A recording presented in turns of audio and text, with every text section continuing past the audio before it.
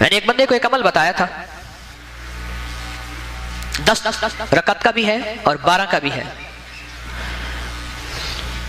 ये बता रहा हूं, है जरा लंबा अमल, मुश्किल अमल है, लेकिन बता देता हूं।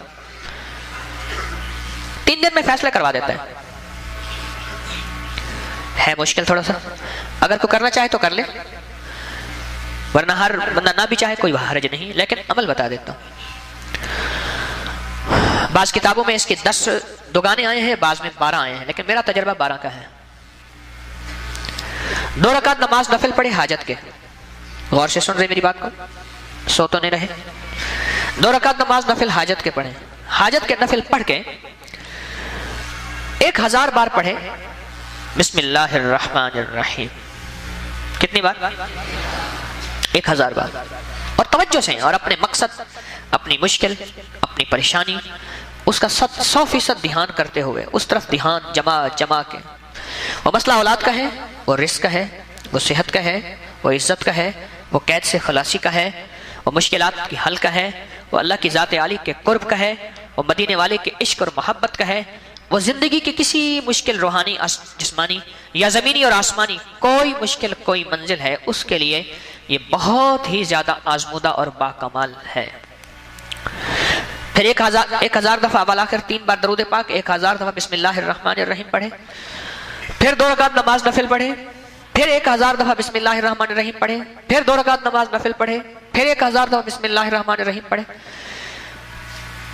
ये 10 दुगाने और 10 हर दफ़ा बिस्मिल्लाहिर्रहमानिर्रहीम, 12 दुगाने, 2 रकतें, और हर बार 1000 बार बिस्मिल्लाहिर्रहमानिर्रहीम पढ़े।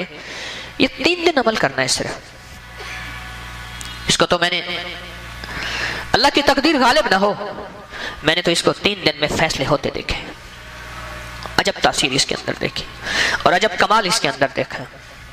अगर कोई हिम्मत, मेहनत, तवज्जो कर ले, वजू टूट जाए, नया वजू कर सकता है, बावजू तवज्जो से, ध्यान से, और ध्यान जमा के, जिसको मैं अक्सर एक अल्लाह वाले की बात अर्ज किया करता हूँ, अल्लाह का जिक्र अल्लाह के ध्यान से, अल्लाह का जिक्र अल्लाह के ध्यान से, मैं अक्सर अर्ज किया करता हूँ आपकी खिदमत में। इसको ध्यान जमा के करना है, खत्म करने का फिक्र नहीं करना, फैसला करवाने का फिक्र करना है। बड़ा फर्क है, फैसला करवाने का फिक्र करना। एक है कि बस उधर 12 दुगाने खत्म हो जाएं और उधर जो है 12000 दफा पढ़ लो। एक ये है, नहीं मौला तो 3 दिन का मोहताज है, मौला तो 12000 का मोहताज है, मौला तो मेरी एक दफा बिस्मिल्लाह का कोई मोहताज नहीं, तेरा नाम है तो मेरे बगैर पढ़े फैसला करते हैं। और मौला तो मेरे 12000 बिस्मिल्लाह पढ़ने का मोहताज है क्या? मौला तो एक दफा बिस्मिल्लाह क्या, मैं अर्ज करूं तू कर दे, तेरी मेहरबानी इतनी शान करीमी है। तो अमल तादाद पूरी करने का फिक्र ना हो, मेरी बात पे जरा गौर कीजिएगा, बल्कि कबूल होने का फिक्र हो, महबूब होने का फिक्र हो, मकबूल होने का फिक्र हो, इसका फिक्र ज्यादा हो, और बहुत ज्यादा इसका फिक्र हो। 3 दिन में तो फैसले होते देखें। इस पे एक छोटा सा वाक़या अचानक याद आया। एक साहब गए बैरून मुल्क, वहां कई साल रहे, 2-2.5 साल के बाद आते थे, घर में लड़ाइयां होती थी, हंगामे होते थे, चले जाते थे। एक दफा अचानक आ गए बगैर इतला के, और किसी ने उनको बदगुमानी में मुब्तला कर दिया कि तेरी बीवी का चाल चलन, उसका अंदाज ठीक नहीं है, मशकूक है। अचानक आया और झगड़े हुए और बीवी को निकाल दिया। हालांकि इकट्ठे रहते थे, ज्वाइंट फैमिली थी, और वो कमजोर किरदार की नहीं थे, इसका शक और बदगुमानी, और इतना बढ़ा के तलाक तक मामला पहुंचा, और उसने 1 तलाक भिजवा दी। अब सारे परेशान। तो मैंने उनसे अर्ज किया, मैंने कहा भाई एक अमल है मेरे पास, है जरा मुशक्कत वाला, कि मैं आमतौर पे मुशक्कत वाले अमल नहीं बताता, आप मेरे जितने अमल उठा के देख लें उसमें मुशक्कत वाले अमल नहीं है। मेरी कोशिश होती है आसान छोटे छोटे अमल बताऊं, जिसमें अल्लाह की मखलूक को करने में सहूलत हो। मैं कहा ये अमल है मुशक्कत वाला। वही इस अमल में एक बात खास तौर पे है कि इस अमल को पूरा करने का फिक्र किया तो शायद अल्लाह करीम है फायदा कर दे, लेकिन एक है कि अमल को पूरा करने का फिक्र, और एक है कि कबूल होने का फिक्र। जब कबूल होने का फिक्र होता है उस वक्त गिड़गिड़ाना भी और होता है, भिखारी बनना भी और होता है, मांगना भी और होता है, उसका अंदाज भी और होता है। क्या ख्याल है? उसका दर्द भी और होता है, उसका गम भी और होता है, उसकी चुभन भी और होती है, उसकी कुढ़न भी और होती है, ये और चीज होती है जब कबूल होने का फिक्र हो। और जब कबूल होने का फिक्र ना हो, बस अमल पूरा करने का फिक्र हो, तो फिर नहीं। अभी मुझे मिले एक साहब वहां चित्राल में, दर्स था, दर्स के बाद आके बैठे, कहने लगे मैं बड़े अरसे से आपको जो है वो तलाश कर रहा था। तो मैंने कहा, कहने लगे 86 में आपका मेरे साथ एक सफर हुआ था। फिर उसने सारी निशानियां बताई। ओहो, कहने लगा उस वक्त सफर हुआ था। मैंने कहा एक मस्जिद याद है जहां हमने तरावियां पढ़ी थी उस सफर में? वहां शिमाली वजीरिस्तान में वाना में गए थे, मीरली में गए थे, दत्ता खेल में गए थे, मामी रोगा में गए थे। शिमाली वजीरिस्तान के इलाके हैं। 30-31 साल हो गए तकरीबन, 86 रमजान था। मैंने कहा एक मस्जिद में गए थे कि जहां के इमाम साहब 20 मिनट में तरावियां पढ़ाते थे। कहना हाँ हाँ हाँ हाँ। वो हमारे रहमतुल्लाह साहब आते हैं, कहने लगे मैं छोटा सा होता था कि जिसने कहने लगे तरावियां जल्दी पढ़नी हो, हमारा एक झटक मुल्ला था।